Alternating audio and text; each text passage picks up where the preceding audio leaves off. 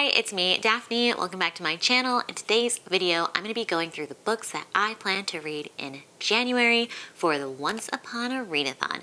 So I am on Team Snow Princess, and we are trying to gather as many points as we can to defeat the other 3 teams, I believe it is, in this Readathon. If you don't know anything about this Readathon, I will link my announcement video about it. This is hosted mainly and created by Hannah Blackwell. I can also put in the description her announcement video for you to watch and get more information on. It is all of January, so I know this video is coming out partway through January, but there is still plenty of time to join. This is just a fun little competition to read whatever books that you want. It focuses on like wintry things. You get like bonus points and stuff for that, but it's not a requirement. It's really chill with some competitive edge.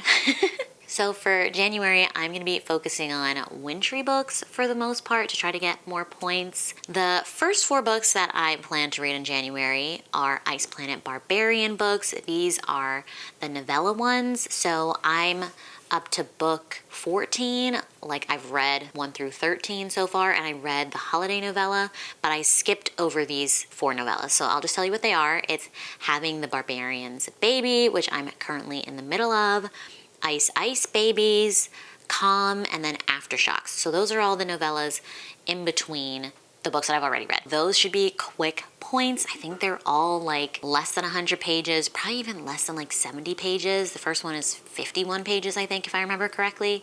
So it should be nice and easy to kickstart Snow Princess team.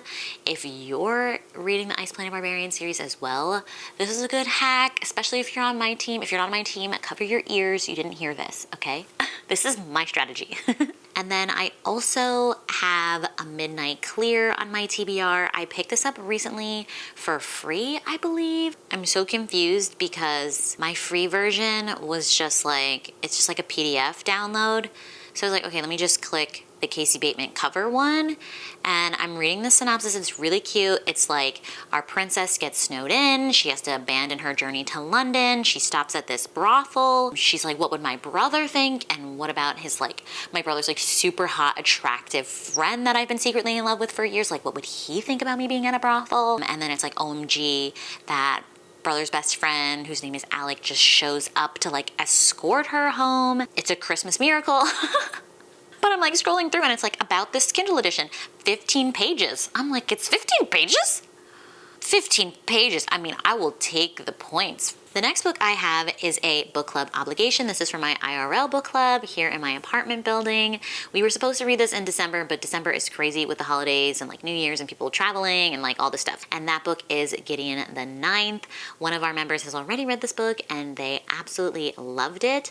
So they recommended it to us and I'm excited to dive into it. It's definitely something I've heard about. The main tagline for this book is always like necromancers in space. From what I remember of reading the synopsis like last month, there's this person who has like special skills and this like political person needs them to perform for them, and there's maybe war and it's space and like planets being taken over and like political maneuverings and magic and all this other stuff. Excited to try that. I have that on my Kindle. I bought it at a discount with my no rush points from Amazon. Then I have a book that I have on my 24 in 2024 list, and that's Forever Never by Lucy Score. This is a very forbidden romance, and it's got such wintry vibes on it. I know Kaylani is reading this for her team. I think she's a snow bear, and when I saw she put it on, I was like, oh my god, I have that book.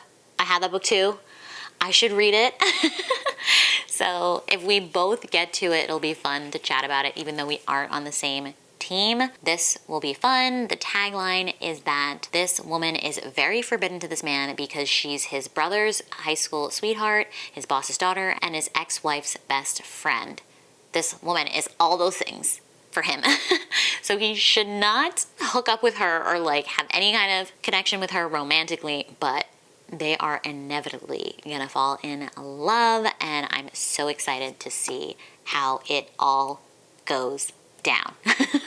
Then I have Beartown by Frederick Bachman. So we'll see if I'm in the mood for this because I've tried to pick this up in the past and it is like sad vibes, okay? It is sad vibes. I think there's like an assault that happens on a young girl in the town, or maybe a murder or something. I don't really know, but it has this like ominous feeling, and I'm just like, do I want to cry right now? Because Frederick Bachman's Ove book, A Man Called Ove, made me cry many times, and yeah, I just don't know if I want to cry, but it's definitely wintry. It takes place in Sweden, I believe. He's a Swedish author. It's about an ice hockey team in this small town and how the town kind of like rallies around this young ice hockey team. We'll see. This is definitely something I have a little bit of 5-star fear from, because I really enjoy this author.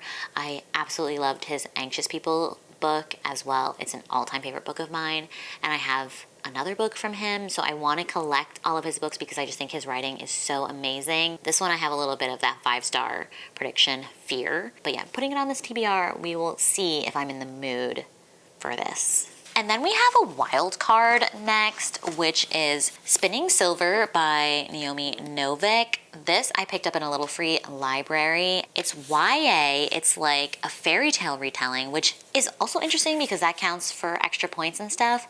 If you read a retelling, it's like the Rumpelstiltskin story, isn't it? Is that right? Apparently it's a love story. I don't really know that much about it, but now that I know that it's at least a love story, I'm like a little more intrigued. With YA, like obviously it's gonna keep it at a certain distance, and I feel like sometimes conflicts and obviously the romance is not gonna be, it's just not gonna be as adult, which is totally fine. But I feel like sometimes the other topics don't go as dark or deep as like an adult book would, but it could still be fun. We'll see if I get to this. It's a bit of a wild card, but it definitely has that wintry vibe. There is so much blue on there. I don't even know if it takes place in winter, but like it gives winter vibes. And then back to some of the digital books that I want to read. I'm gonna keep Wed to the Ice Giant on my TBR. This was something I was gonna maybe buddy read with Hannah. It kind of fell through. I think she just had like a little too much on her plate, but it still really works for this readathon, and I think it's still pretty short. And I kind of remember what the synopsis was, and it was so silly. Maybe I'm reading a little too many silly books, but whatever. It's short. I'm reading all short books, guys. If I don't read at least 7 books, I did something wrong, okay? Especially with that 15-page one. This is only 107 pages. So the premise of this book is that the king of the ice giants needs an heir, but he doesn't want to be with the giantess. He's not interested in a relationship with that kind of person because apparently she'd have his heir, but like would go off with another man. He is more interested in this human woman. I don't know how he's come across her, but he needs to prove that she's his mate. He knows that they're like fated mates or whatever, and I love fated mates trope also.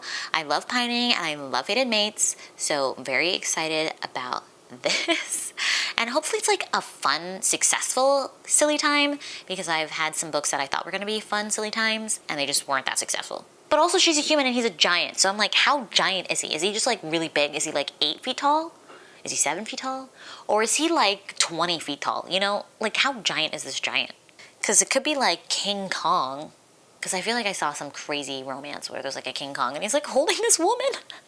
And I'm like, how does that work? But hopefully it's not that ridiculous. If it's that ridiculous, I might be like, I'll finish it for the readathon, but I don't know. It's a good thing the points don't matter on star ratings. And then the last 2 books I'm going to talk about are Zodiac Academy books, so I have to read these 2 for the Discord readathon that I'm participating on in Meredith's Discord. A bunch of us are all reading the Zodiac Academy series together throughout the entire year. It's going to take us till October to finish it, at least to get up to book 8, including all of the novellas and short stories and stuff. So I have to read Origins of the Academy Bully, which I assume is the shorter one, and then The Awakening, which is the first official book. But I know that book was kind of long. I did read the first one already, so if I don't get to it, it's not like the end of the world because I read it already, but I would like a refresher before I continue on in the series since I read it a few months ago. The Zodiac Academy is about these 2 twins who have grown up in the human realm. They find out that they are fae and that they're like the heirs to the throne and that their original fae parents were murdered, but they've been like their like human adopted parents have gotten murdered also. So this guy takes them back to the Fae world. They didn't know anything about it, and they're like put in this academy, and then they're told that they have to graduate from this academy if they want to get their inheritance. And they don't really care about the academy. They don't really care about like ruling or anything. They just want to have a peaceful life that has security. So they're really interested in collecting their like money and stuff. And then there are these 4 guys that are part of this family that has been like ruling the country in the absence of a king and queen since they got murdered. These 4 guys feel like they are the true heirs, and they are bullying the F out of these 2 girls. And apparently they are the love interests with maybe like another teacher guy and stuff. It's like very confusing, like how the romantic aspect is going to happen in this book, because the first one I read it and there was like no real, I mean, there was like hints, like a little like whisper of like, oh, are you the guy I should be rooting for? But then they just demolish it because they are evil. And I hate those boys so much after the first one. So I have no idea how the authors are going to turn this around for me to root for them. I have no idea. But it was a wild ride, and I was hooked, okay? It was candy. It was drama. It was just giving, and I'm here for it. Was it amazing? Objectively, no. But was I very entertained? Yes, indeed I was. So excited to read this with a bunch of friends to see what they think and talk about it and stuff. So if you're interested in that as well, check out the Discord, and I will see you in those chats. But I don't know, maybe I'll do some live shows for it. Maybe somebody else will host a live show, and maybe I'll be invited on it. That would be really nice. I would love to be invited if I can keep pace with reading all these books. And at a minimum, maybe we'll just chat in the Discord, or at a mid, we'll have like a voice call in the Discord. But I don't know. I'm not an organizer of it.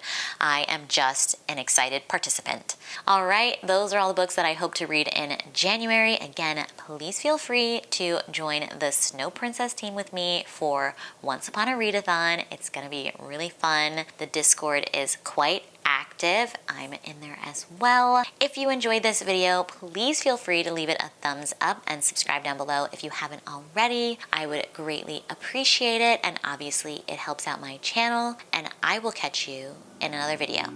Bye!